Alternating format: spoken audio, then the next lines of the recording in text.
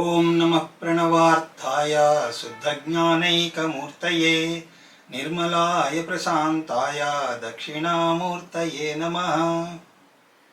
సదాశివసమారంభాం శంకరాచార్యమధ్యమాం అస్మదాచార్యపర్యంతాం వందే గురుపరంపరాం. ఓం గురుబ్రహ్మా గురుర్విష్ణు గురుర్దేవో మహేశ్వరః గురుః సాక్షాత్ పరబ్రహ్మ తస్మై శ్రీ గురవే నమః. హరి ఓం.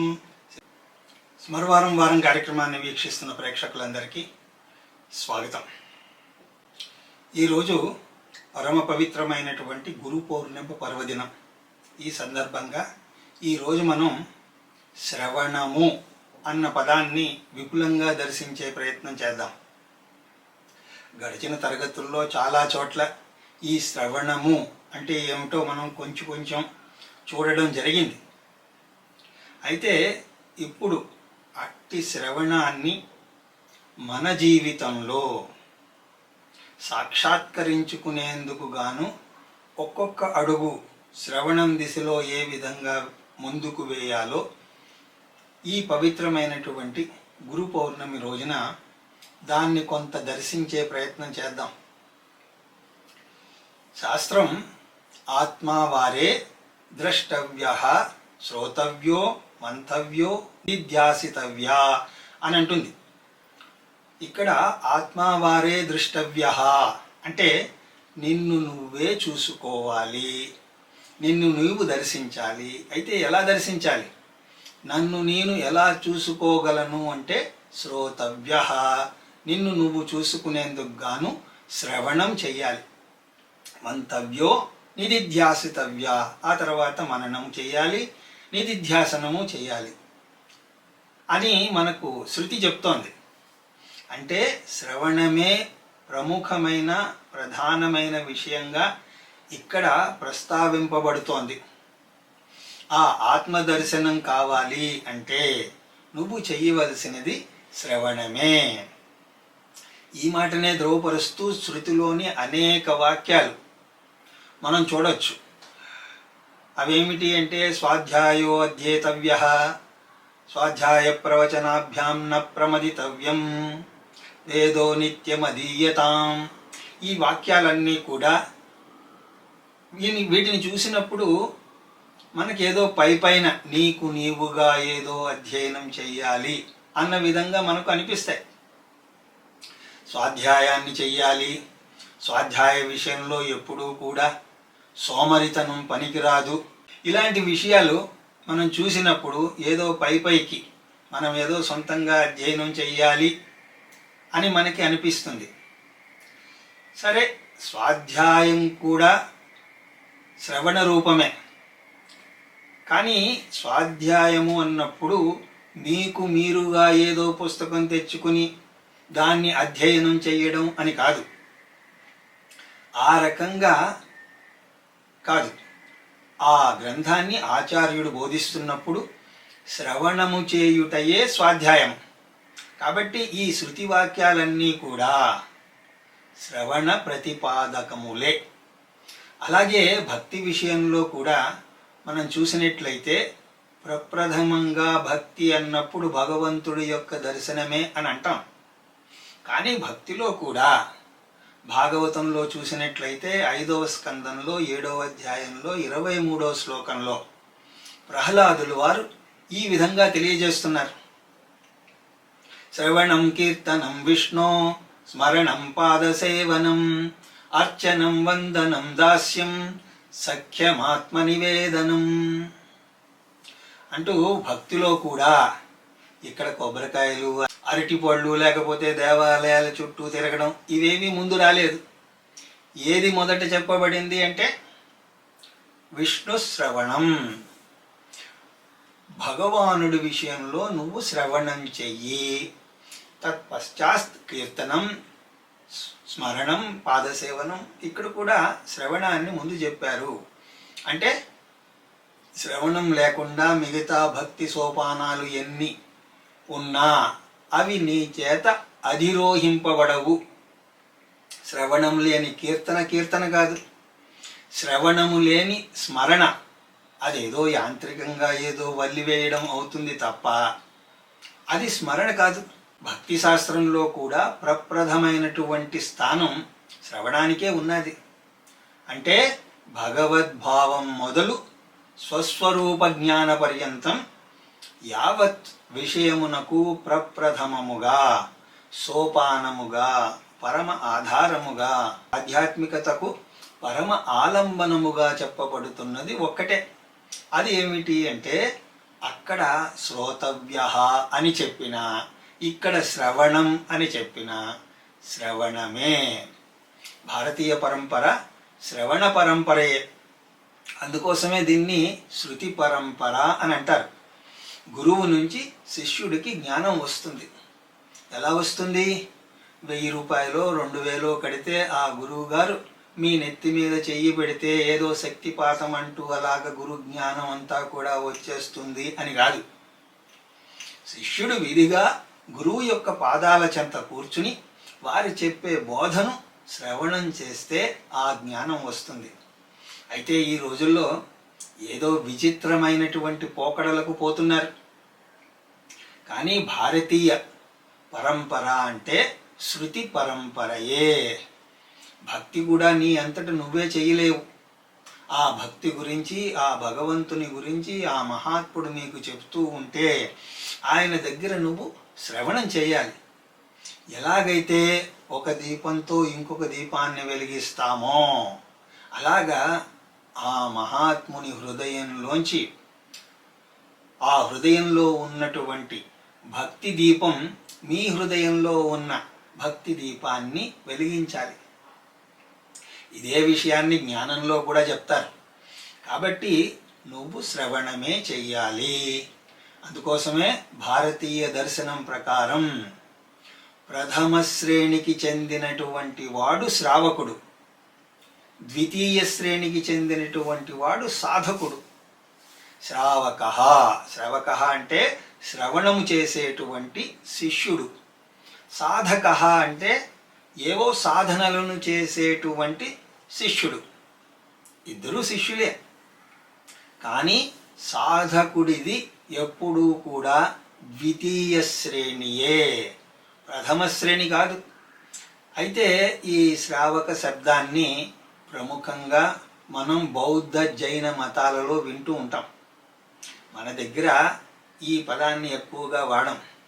ఎందుకంటే శిష్యుడు అంటే వాడు శ్రవణం చేసేవాడు అని ప్రత్యేకంగా చెప్పాల్సిన పనేముంది అన్నది మన ఆలోచన. కాకపోతే ఇప్పుడు ఆ విధంగా వాడాల్సి వస్తోంది.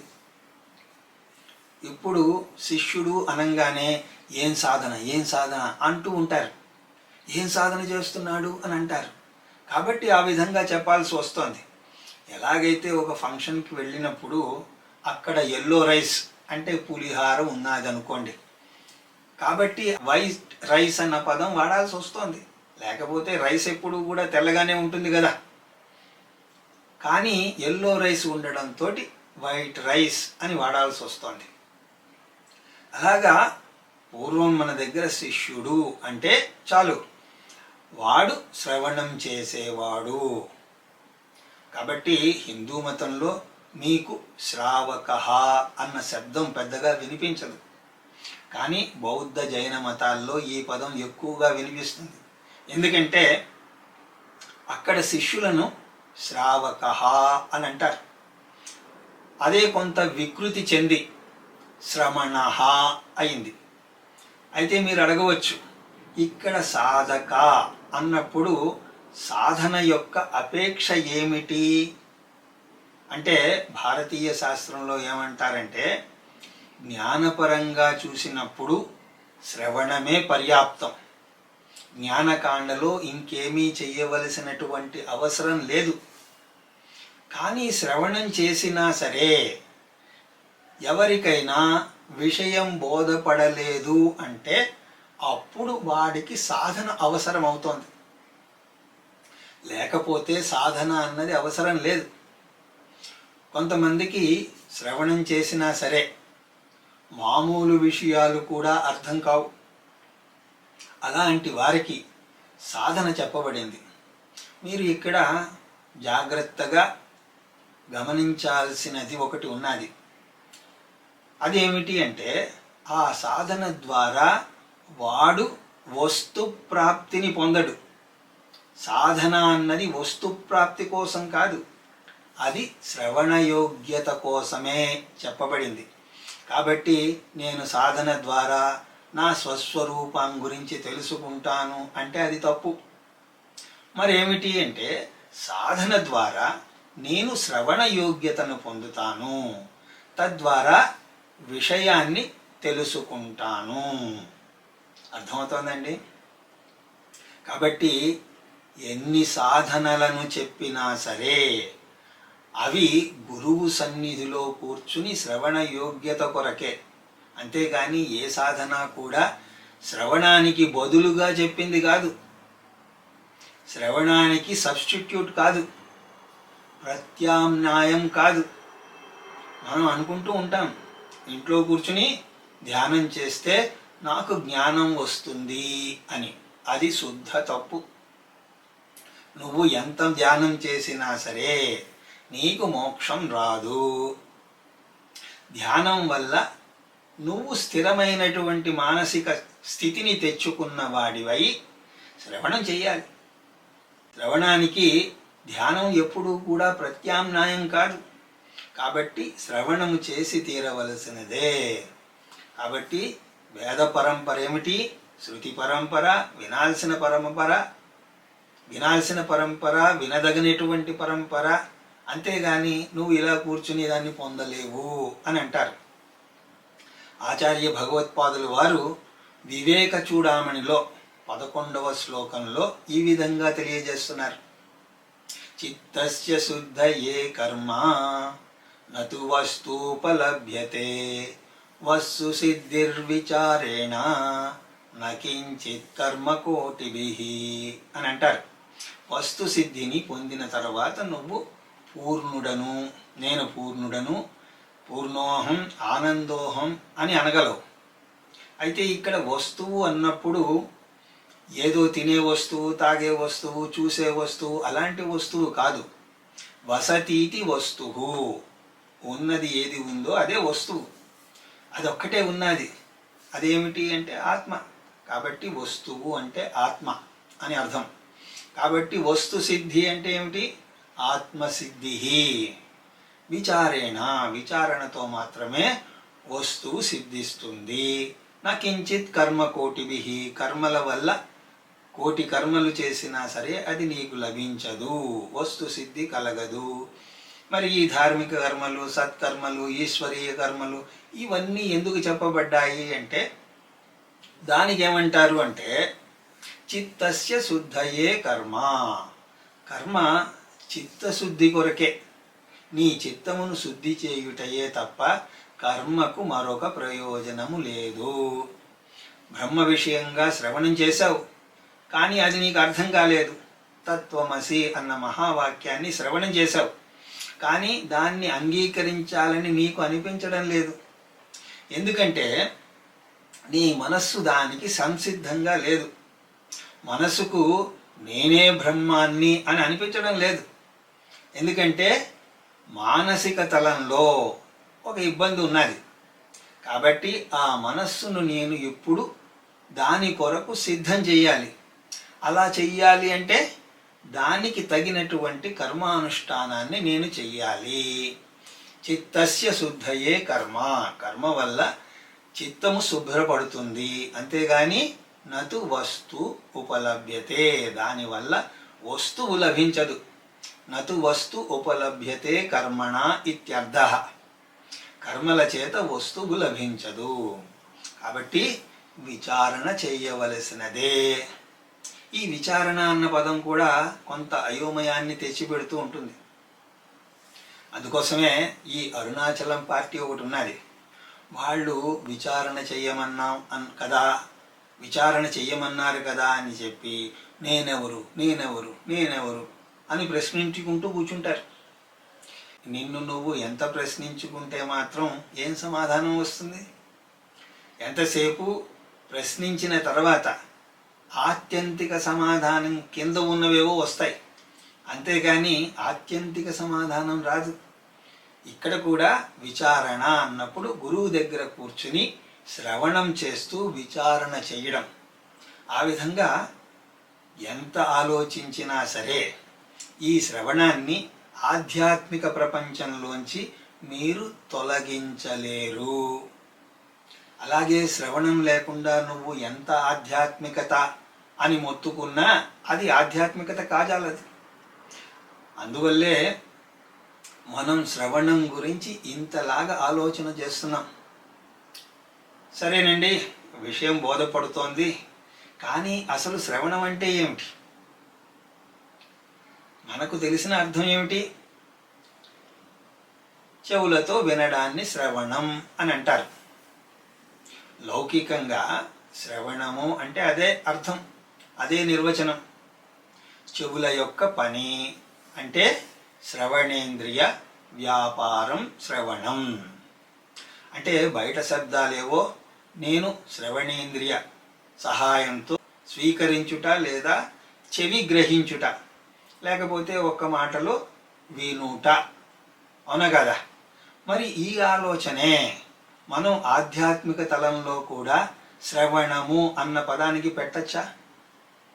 ఆలోచించినట్లయితే ఇంతకు ముందు మనం ఆత్మావారే ద్రష్టవ్య శ్రోతవ్యో లేదా విష్ణు శ్రవణం అన్న చోట ఈ వినడము అన్నది పెట్టవచ్చునా? అంటే ఆధ్యాత్మిక భక్తి క్షేత్రాలలో కూడా చెవి ద్వారా చేసే పనిగా శ్రవణమును స్వీకరించవచ్చునా అని ప్రశ్నించినప్పుడు ఎవరైనా గనక అంతేనండి అని అంటే అప్పుడు సమస్య వస్తుంది. శృతి ఏమంటోంది? నైరంతర్య శ్రవణం చెయ్యాలి అని అంటుంది. నిరంతరము శ్రవణం చేస్తూ ఉండాలి. అంటే శ్రవణము అన్నప్పుడు అది చెవుల యొక్క పని అన్నప్పుడు ఎవడో ఒకడు అభాగ్యుడైనటువంటి గురువు 24 గంటలు చెప్తూనే ఉండాలి. అంతే కదా? 24 గంటలు వినాలి అంటే చెప్పేవాడు కూడా ఒకడు ఉండాలి కదా. మన సొమ్మేం పోయింది? వింటే వింటాం, లేకపోతే పడుకుంటాం. కానీ అలా చెప్పేవాడు 24 గంటలు చెప్తూ ఉండాలి. ఒకవేళ అది ఒకడి వల్ల అవ్వకపోతే కొంతమంది గురువులు షిఫ్ట్ సిస్టంలో పనిచేసి మనకి వినిపిస్తూ ఉండాలి, అవునా కదా? అయితే ఇదెక్కడ శ్రవణం? ఇది కుదిరే పని కాదు. పోనీ శ్రవణేంద్రియ వ్యాపారమే శ్రవణం అని అనుకుంటే చేయబడినటువంటి శ్రవణం అది ఆధ్యాత్మిక పరంగానైనా సరే అది ఎలా ఉంటుంది అంటే, మనం ఏదో ప్రదర్శనకో నాటకానికో వెళ్ళి చేసేటువంటి శ్రవణం లాగా ఉంటుంది. అక్కడికి కూడా వెళ్ళి మనం ఏదో శ్రవణం చేస్తూ ఉంటాం కదా. అలాగే తరగతిలో ఉన్నప్పుడు కూడా ఏదో ఒకటి వింటూ ఉంటారు. ఏదో టీవీలో షో చూసినట్లు తరగతిని వింటూ ఉంటారు.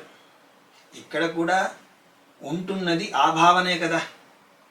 ఇక్కడ కూడా ఏదో టీవీలో వచ్చే కార్యక్రమంలో అభినేతలు ఉంటే ఇక్కడ గురువుగారు కూడా ఒక అభినయం చేసేటువంటి వ్యక్తి.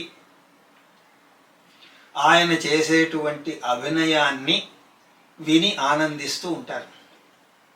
అలాగే అనుకుంటారు.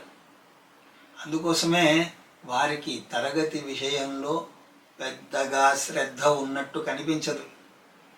ఏదో ఒక కొత్త కార్యక్రమం మొదలుపెట్టినప్పుడు 1-2 తరగతులు బాగానే వింటారు. ఆ తర్వాత మళ్ళీ ఇంకో కార్యక్రమం వచ్చేదాకా అది వినరు. భగవద్గీత ఒక 10 తరగతులు వింటారు. మళ్ళీ భాగవతం చెప్పేదాకా వినరు. ఆ భాగవతం కూడా ఇంకొక 10 తరగతులు, లేదా అప్పుడప్పుడు వింటూ కొత్త కార్యక్రమం కోసం ఎదురు చూస్తూ ఉంటారు. నిరంతర శ్రవణం చేసేటువంటి వీలు ఉండదు. అలాంటి మానసికత ఏదైతే ఉందో అది ఉంటుంది. ఏదో షోకి వెళ్ళినట్టు ఉన్న ఆలోచన వాళ్ళకి ఉంటుంది. కాబట్టి ఇలాంటి ఆలోచన కలిగినటువంటి శిష్యులు ఉన్నారు. కాబట్టి అలాంటి షోకి వెళ్ళినప్పుడు కూడా అలాంటి గురువులు అక్కడ చేసేటువంటి సెట్టింగ్ చూస్తే మీరు అదిరిపోతారు.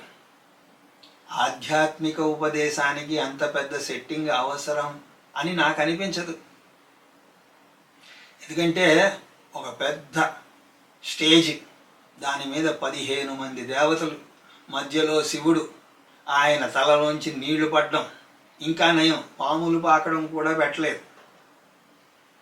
అంత పెద్ద స్టేజ్ మీద ఆ గురువు గారు ఎక్కడో ఇంత చిన్నగా కనిపిస్తారు. మళ్ళీ ఆ గురువు గారు కనిపించడం కోసం ప్రత్యేకమైనటువంటి టీవీ స్క్రీన్లు అవి ఏర్పాటు చేస్తారు. ఇదంతా దేనికి అంటే ఆ శిష్యుల్ని రంజింపజేయడం కోసం ఆ ప్రయత్నాలన్నీ చేస్తూ ఉంటారు.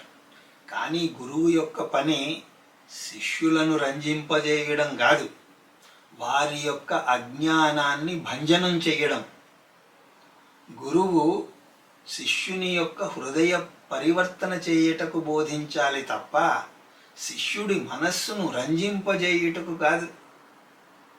ఈ హృదయ పరివర్తన అన్నది అందరూ మర్చిపోయారు. దానికోసం సుదీర్ఘమైనటువంటి ప్రయాణం చెయ్యాలి అన్నది కూడా మర్చిపోయారు. అది ఎవరికీ గుర్తులేదు. కాబట్టి శ్రవణము అంటే శ్రవణేంద్రియ వ్యాపారము అనే సర్వే సర్వత్రా వినిపిస్తోంది. కానీ అది అటువంటిది కాదు, అది కాజాలదు అనే చెప్పాలి. ఎందుకంటే దీనిని శ్రవణేంద్రియ వ్యాపారము దానికే పరిమితం చేస్తే మనకి దాని పట్ల నిబద్ధత రాదు, కమిట్మెంట్ రాదు. ఇప్పుడు టీవీ సీరియల్ చూసిన తర్వాత ఏం కమిట్మెంట్ వస్తుంది చెప్పండి? అందులో ఎలా ఉంటుంది అంటే మనకు నచ్చితే పర్వాలేదు, నచ్చకపోతే నేను లేచి వెళ్ళిపోతాను, టీవీ కట్టేస్తాను.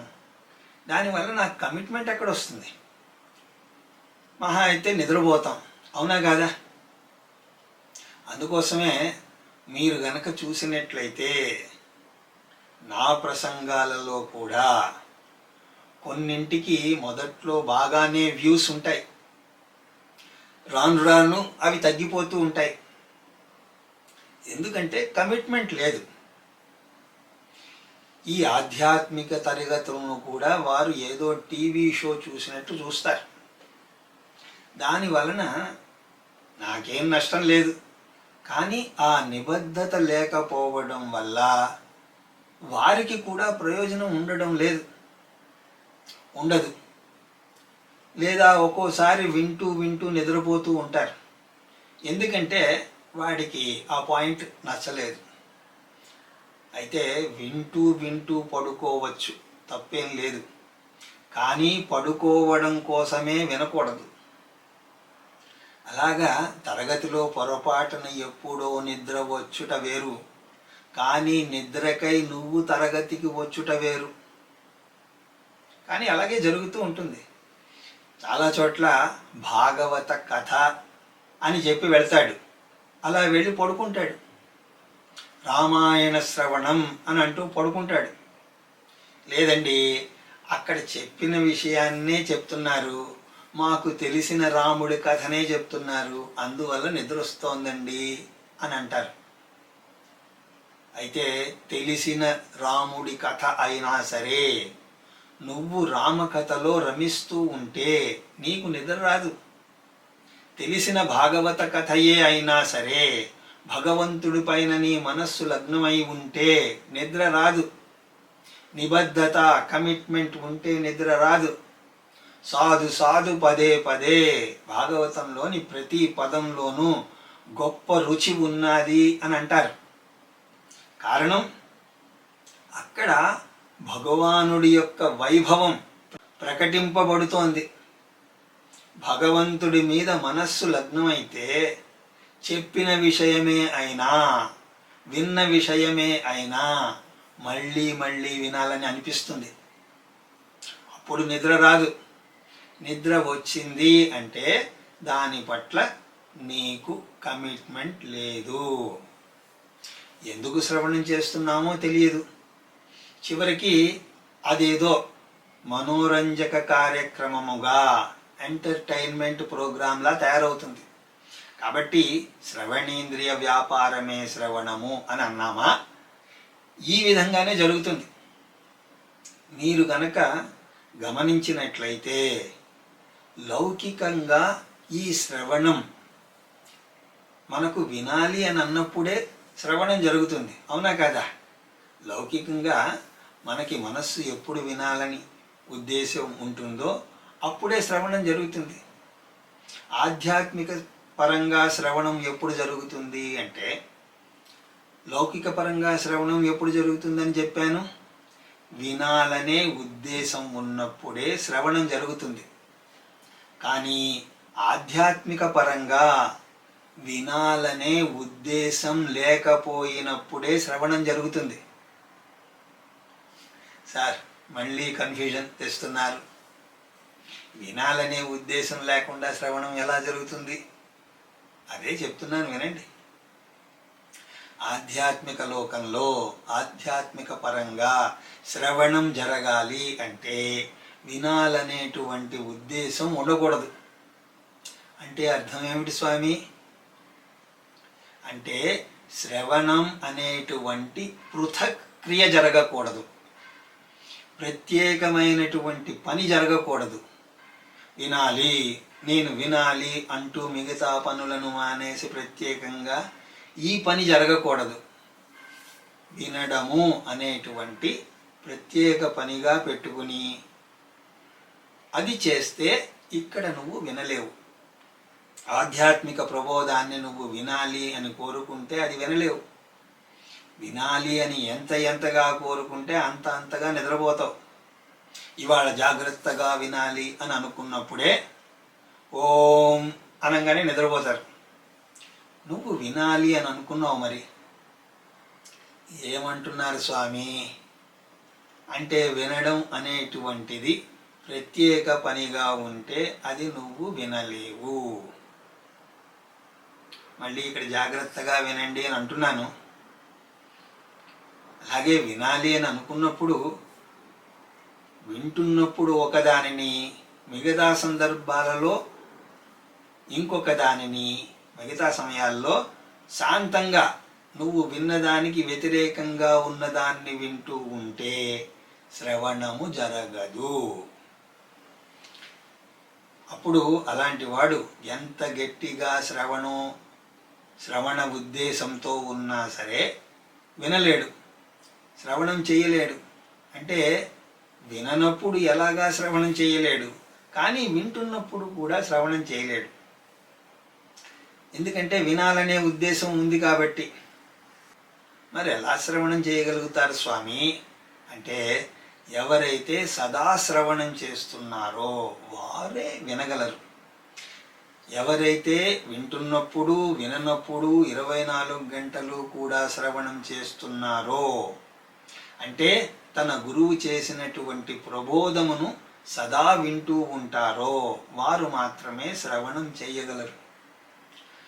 అంటే ఎవరికైతే వినడం అన్నది స్వభావమైపోయిందో, అది పృథక్చేష్ట కాదు, స్వభావం అయిపోయింది. వినడం అన్నది స్వభావం అయిపోయింది.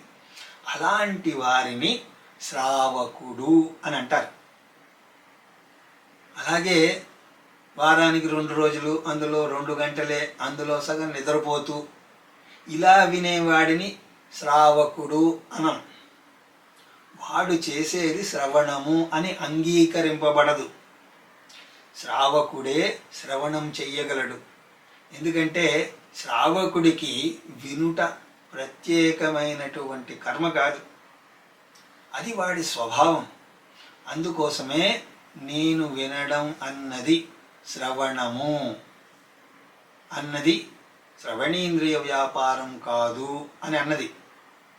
ఈ విషయం తెలియక చాలామంది శ్రవణం ఎలా చెయ్యాలండి అని అడుగుతూ ఉంటారు. ఇది విన్న తర్వాత మీరు అడుగుతారు, దానికి ఏమైనా చిట్కాలు ఉన్నాయా? నిద్ర రాకుండా ఉండాలంటే దానికోసం ఏం సాధన చేయాలి, ఏ సాధన చేయమంటారు? కాబట్టి ఆధ్యాత్మిక శ్రవణము లేదా భక్తి శ్రవణము, ఒక మాటలో శాస్త్ర శ్రవణం నీవు చెయ్యాలి అని అనుకుంటే శ్రవణం అన్నది నీ స్వభావం అవ్వాలి, పృథక్ కర్మ కాదు, స్వభావం అవ్వాలి. కాబట్టి విందాము అని అనుకున్నవాడు వినలేడు, ఎవడు సర్వదా వింటున్నాడో వాడే వినగలడు. మరి శ్రవణం చక్కగా ఎలా చెయ్యాలి అని మీరు నన్ను గనక అడిగితే దానికి సమాధానంగా నేనే మిమ్మల్ని ఒక ప్రశ్న వేస్తాను. ఒక శవం నన్ను అడుగుతోంది, నేను 2 గంటలు శ్వాస పీల్చుకోవాలి, శ్వాస తీసుకోవాలి, ఎలాగా అని ఒక శవం నన్ను అడుగుతోంది. దానికి నా సమాధానం ఏమిటి? ఏం చెప్తాను? కుదరదు అనే చెప్తాను. ఇక్కడ ప్రాణవిహీనమైనటువంటి ఒక శవం 2 గంటలు శ్వాసించుట కుదరదు. ప్రాణం గలవాడు 2 గంటలు శ్వాసించుట ఎలాగా అని అడగాల్సిన పని లేదు, అవునా కాదా? ఎందుకంటే వాడు 24 గంటలు శ్వాసిస్తూనే ఉన్నాడు. 2 గంటలు నేను శ్రవణం ఎలా చెయ్యాలి అంటే చెయ్యలేవు. అలాగే ఎవడైతే తన గురువు యొక్క ప్రబోధాన్ని, శాస్త్ర ప్రబోధాన్ని సదా వింటున్నాడో అలాంటి వాడు 2 గంటలు శ్రవణం ఎలా చేయాలి అని అడగాల్సిన పని లేదు. కాబట్టి ఎవరైనా వచ్చి నేను శ్రవణం ఎలా చెయ్యాలి, 2 గంటలు శ్రవణం చెయ్యాలంటే చెయ్యలేవు అని అంటాను. అదేమిటి స్వామి, అంత నిర్దయతో ఉంటారేమిటి? ఆధ్యాత్మికంగా ఎదగాలి అని వస్తే మీరు అంత నిర్దయతో మాట్లాడటం తగునా? అజ్ఞానిని ఉద్ధరించడం మీ ధర్మం కాదా అంటే అజ్ఞానం ఉద్ధరించవచ్చు, కానీ శవాన్ని ఎలా ఉద్ధరిస్తాను, అవునా కదా? అలాగే ఇక్కడ శ్రవణం ఎలా చెయ్యాలి, శ్రవణం నాకు రాదు అన్నప్పుడు వాడు శవమే, శవంతోనే సమానం. భూత వైద్యులైనా సరే ఏవో డొంక తిరుగుడు సమాధానాలు చెప్తారు, కానీ ఆ శవాన్ని కూర్చోబెట్టి శ్వాస తీసుకోమని చెప్పండి, చేయగలుగుతారేమో. కాబట్టి నన్ను ఎవరైనా సరే శ్రవణం ఎలా చెయ్యాలి అంటే నువ్వు చెయ్యలేవు, నువ్వు చెయ్యకు, ఇంటికి వెళ్ళి కూర్చో అని అంటాను. కారణం శ్వాస తీసుకోలేని వాడు 2 గంటలు శ్వాస తీసుకోవడం అన్నది కుదరదు. శ్వాస తీసుకుంటున్నవాడు 2 గంటలు ఎలా శ్వాస తీసుకోవాలి అని అడగాల్సిన పని లేదు. అలా అహర్నిశలు ఉద్దేశపూర్వకంగా కాకుండా పృథక్ పనిగా, ప్రత్యేకమైనటువంటి పనిగా కాకుండా సర్వదా శ్రవణం చేసేవాడు శ్రావకుడు. ఎలాగైతే మనం అహర్నిశలు ఒక ప్రత్యేకమైన పనిగా కాకుండా శ్వాసను తీసుకుంటున్నామో, మన అందరిలో కూడా ఉచ్ఛ్వాస నిశ్వాసలు జరుగుతూనే ఉన్నాయి కదండి. ఏ ఉద్దేశంతో జరుగుతున్నాయి? ఇవాళ ప్రత్యేకంగా నేను 2 గంటలు శ్వాస తీసుకోవాలి అని లేస్తూనే ఎంతమంది అనుకుంటున్నారు? పోనీ ఏదైనా పృథక్ చేష్టలాగా ఆ పని చేస్తున్నారా? ఎవరైనా మాట్లాడుతూ ఉంటే ఆగండి సార్, ఇప్పుడు నేను శ్వాస తీసుకుంటున్నాను, కాసేపు ఆగిన తర్వాత మాట్లాడదాం అని అంటారా? నిత్య నైమిత్తిక కర్మలన్నీ కూడా జరుగుతున్నా సరే ఆ శ్వాస పీల్చుకోవడం అనేటువంటి పని తనంతట తానుగా జరుగుతోందా? ఏదైనా వేరే విధంగా పనిచేస్తున్నామా? ఆ విధంగా ఎలాగైతే అహర్నిశలో మనం శ్రమ లేకుండా ప్రత్యేకమైనటువంటి పనిగా కాకుండా శ్వాసను తీసుకుంటున్నామో ఆ విధంగా శ్రవణం కూడా జరుగుతూ ఉండాలి. అయితే మరి మీ ప్రవచనాలని యూట్యూబ్లోనో లేకపోతే గురువు దగ్గరికి వెళ్ళి చేసేటువంటి 1-2 గంటల శ్రవణం ఎలాంటిది అంటే అది ప్రాణాయామం లాంటిది. ప్రాణాయామ సమయంలో ఏం చేస్తారు? అదే శ్వాసను కొంత దృష్టి కేంద్రీకరించి దాన్ని రేచకము, పూరకము, కుంభకము అంటూ ఒక విధానంలో చేస్తూ ఉంటాం. అలాగ మీరు చేసేటువంటి శ్రవణం ప్రాణాయామం లాంటిదే తప్ప కొత్తగా ఏదో శ్వాస తీసుకున్నటువంటిది కాదు. దేహాన్ని ఆరోగ్యవంతంగా ఉంచుకోవడానికి ప్రాణాయామం ఎలాగా చేస్తారో ఈ తరగతుల్లో చేసేటువంటి శ్రవణం, జ్ఞానయజ్ఞాలలో చేసేటువంటి శ్రవణం, గురు సన్నిధిలో కూర్చుని చేసేటువంటి శ్రవణం అలాంటిదే కానీ ఆ సమయాల్లోనే శ్వాస పీల్చడం అనేటువంటిది కాదు. ఒకసారి మీరు ఊహించండి, ఒకడు రోజుకి 2 గంటలు మాత్రమే ప్రాణాయామం అంటూ శ్వాస పీల్చుకుంటూ మిగతా 22 గంటల్లో శ్వాస లేదు, ఏమీ లేదు, అలా టప్ అని పడుకుని ఉంటాడు అనుకోండి. 2 గంటలు మాత్రమే శ్వాస తీసుకుంటాడు, ఆ తర్వాత ఏదీ లేదు, టప్ అని పడుకుంటాడు. అప్పుడు ఆ వ్యక్తిని ఏమంటారు? ఇదేదో భూత ప్రేత వ్యవహారం లాగా ఉన్నది అని అనుకుంటారా లేదా? ఆ విధంగానే ఎవరైతే 2 గంటలు లేకపోతే గంట, అరగంట శ్రవణం చేస్తూ హరి ఓం అని అంటూనే ఇక మళ్ళీ శ్రవణం లేదు, మళ్ళీ ఎప్పుడో బుద్ధి పుడితే ఎప్పుడో పూర్తిగాను సగమో శ్రవణం చేస్తాడో, నాకు బోల్డు పనులున్నాయండి, అలసిపోయాం, నిద్ర కోసం మీ తరగతి వింటున్నాము అని అంటే అలాంటి వారిని ఏమనాలి? కర్ణ పిశాచములు అని అనాలి. కాబట్టి ఇలాంటి వారు ఎలా శ్రవణం చేస్తారు? వినాలి అని అనుకుంటే శ్రవణం చేయలేరు. కాబట్టి ఆధ్యాత్మిక పరంగా శ్రవణము అన్నప్పుడు అందులో 2 విషయాలు ఉండి తీరాలి. ఒకటి, గురువు ఉపదేశిస్తుండగా అక్కడ కూర్చుని వినాలి. ఇక 2వ విషయం, అది ఆవిర్భవించకపోతే అది శ్రవణం అని అనిపించుకోదు. అది ఏమిటి అంటే గురువును, వారి బోధను మన హృదయంలో సదా సంప్రదిస్తూ ఉండాలి. వారి బోధనే కాదు, వారి గుసగుసలను సహితం వినగలగాలి. తరగతిలో వారు బోధిస్తున్నప్పుడు గట్టిగానే చెప్తారు, దానిని సావధానంగా వినాలి. ఆ తర్వాత మిగిలిన 23 గంటలు ఆ గురువుని మీ హృదయంలో సంప్రదించాలి. నీవు చేసినటువంటి శ్రవణం ద్వారా పొందినటువంటి జ్ఞానాన్ని మిగతా 23 గంటలు హృదయంలో సంప్రదిస్తూ ఉండాలి. గురువు గట్టిగా చెప్పేదే కాదు, ఆయన గుసగుసలను సహితం వినగలగాలి. అంత శ్రద్ధగా వినాలి. అంటే నువ్వు సంప్రదిస్తూ ఉండాలి. బోధిస్తున్నప్పుడు వింటున్నారు సరే, ఆ తర్వాత ఎన్నిసార్లు గురువును, శాస్త్రాన్ని, మనం పొందినటువంటి జ్ఞానాన్ని ఎన్నిసార్లు స్మరిస్తున్నాం? అలాగా ప్రశ్నించుకుంటే చాలామందికి వచ్చేటువంటి సమాధానం లేదు అనే వస్తుంది. అలాంటప్పుడు గురువు యొక్క ఉపస్థితిని మీరు హృదయంలో ఎలా దర్శించగలరు? అలా చెయ్యకపోతే ఆ గురువు ఏదో ఒక ప్రదేశానికో, ఒక దేశానికో, కాలానికో పరిమితం అయినట్టు అయిపోతుంది. అంతే తప్ప హృదయంలో అతని యొక్క ఉపస్థితి మీకు తెలియదు. కాబట్టి నువ్వు చేస్తున్నటువంటి శ్రవణం ఏదైతే ఉందో అది పృథక్ చేష్ట అవుతుంది, అది శ్రవణం అనిపించుకోదు.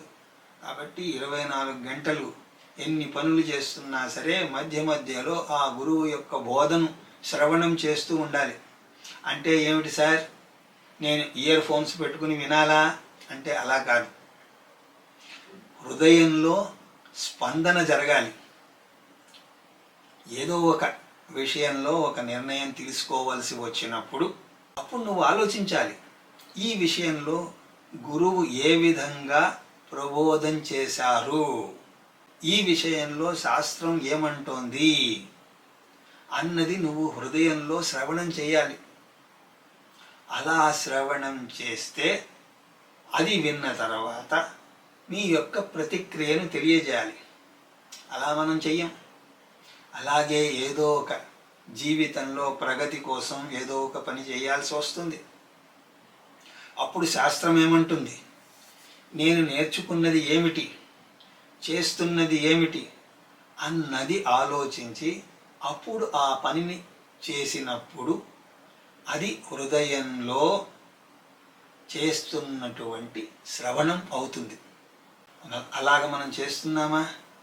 చెయ్యకపోతే అది శ్రవణం ఎలా అవుతుంది? కొంతమంది అంటూ ఉంటారు, మీరు చెప్తూ ఉంటే అలా వినాలనిపిస్తోందండి, అదేంటో కానీ అలా వినాలనిపిస్తుంది అని అంటారు. ఎందుకంటే అది వాడు ఏదో షో చూస్తున్నట్టు చూస్తున్నారు. మొన్న మీరు చెప్పింది చాలా పవర్ఫుల్ టాక్ అండి అంటాడు ఒకడు. చాలా బాగుంది. ఇవాళ అంత ఇదిగా లేదు, వినకపోయినా సరే ఈ తరగతి మిస్ అయినా కూడా పర్వాలేదు అన్నట్టుగా ఉంది అని అంటాడు. అలా కొంతమంది మాట్లాడుతూ ఉంటారు. అది నీకు బాగా నచ్చింది అంటే అందులో నీకు నచ్చినటువంటి అంశాలు ఎక్కువగా వచ్చాయి. అయితే ఇవాళ నీకు నచ్చని అంశాలు ఎక్కువగా ఉన్నాయి, అందుకోసం బాగోలేదు అని అంటున్నావు. మొన్న నిన్న ఎప్పుడు చెప్పినా సరే అది ప్రశస్తమైనటువంటి తరగతే. నన్ను గనక మీరు అడిగితే మీ బెస్ట్ టాక్ ఏదండి అని అంటే నెక్స్ట్ టాక్ అంటాను. గురువు ఆచార్యుడు ఆ విధంగానే జీవిస్తారు. మనమేమో we live with yesterday's worry, కానీ గురువు లివ్స్ విత్ టుమారోస్ మెచ్యూరిటీ. నీకు మొన్నటి కంటే ఈరోజు బాగా నచ్చింది అంటే అదేం లేదు, ప్రతిరోజు బాగానే ఉంది. కానీ నాకు అలా ఎందుకు అనిపిస్తోంది అంటే నువ్వు శ్రవణం చెయ్యడం లేదు. ఏదో అవతల వాడి యొక్క పర్ఫార్మెన్స్ని అసెస్ చేస్తున్నావు అంతే. ఏదో యాక్టర్ ఒక సినిమాలో పర్ఫార్మెన్స్ చేస్తే ఆ సినిమా కంటే ఈ సినిమాలో వాడి పర్ఫార్మెన్స్ బాగా చేశాడు అన్నట్టుగా గురువుని కూడా చూస్తున్నావు. ఎందుకు ఇలా జరుగుతోంది అంటే నువ్వు సదా శ్రవణం చేయడం లేదు, ఆ గురువుని సంప్రదించడం లేదు. అలా గురువుని కూడా సంప్రదిస్తూ సదా శ్రవణం చేసినప్పుడు అది శ్రవణం అవుతుంది. కాబట్టి ఈరోజు మనం చూసినటువంటి శ్రవణము అన్న విషయంలో మనం గ్రహించాల్సినటువంటివి 2 విషయాలు. ఒకటి, సదా శ్రవణం చెయ్యాలి. ఆ శ్రవణం తర్వాత గురువును, గురు బోధను, శాస్త్రాన్ని హృదయంలో స్మరిస్తూ ఉండాలి. మన ఛానల్ పేరు కూడా అదే కదా, స్మర వారం వారం అంటే మళ్ళీ మళ్ళీ స్మరిస్తూ ఉండు. ఈ గురు పౌర్ణమి సందర్భంగా ప్రత్యేకమైనటువంటి ఈ ప్రసంగాన్ని ఇంతటితో విరమిస్తున్నాను. ఇలాంటి ప్రత్యేకమైనటువంటి నైమిత్తిక కార్యక్రమాల ప్రబోధాలను జ్ఞాన గుళికలు అన్న ప్లేలిస్ట్లో వీటన్నింటినీ కూడా ఉంచడం జరుగుతుంది అని మీకు తెలియజేసుకుంటూ, ఈ గురు పౌర్ణమి నాడు మీ గురువుల యొక్క అనుగ్రహము పొందేందుకు గాను మీరు శ్రవణమును సరి అయిన దిశలో చేసెదరుగాక అని ఆశిస్తూ, మరియు స్వరవారం వారం కార్యక్రమంలో మళ్ళీ తరగతి ఎలా ఎప్పుడు ప్రారంభమవుతాయి అన్నప్పుడు ప్రతి ఏకాదశి నాడు నామరామాయణ సత్సంగం జరుగుతూనే ఉంటుంది. అలాగే ఆగస్టు 9వ సోమవారం నుండి మీరు తత్వబోధ శ్రవణం చేశారు కాబట్టి ఇప్పుడు ఆత్మబోధ గనక వింటే, దాన్ని గనక అధ్యయనం చేస్తే మనం చాలా మట్టుకి ప్రకరణ గ్రంథాలను చూసినట్టు అవుతుంది. కాబట్టి అప్పుడు మనం ఉపనిషత్ అధ్యయనాన్ని ప్రారంభించవచ్చు. కాబట్టి 9వ తారీఖు నుంచి శ్రీమద్ భగవత్పాదుల వారు రచించినటువంటి ఆత్మబోధ అన్న ప్రకరణ గ్రంథాన్ని ప్రతి సోమవారం, గురువారం తరగతుల్లో అధ్యయనం చేసేటువంటి ప్రయత్నం చేద్దాం అని తెలియజేసుకుంటూ ఈనాటి ప్రసంగాన్ని ఇంతటితో ముగిస్తున్నాను. హరి ఓం తత్సత్.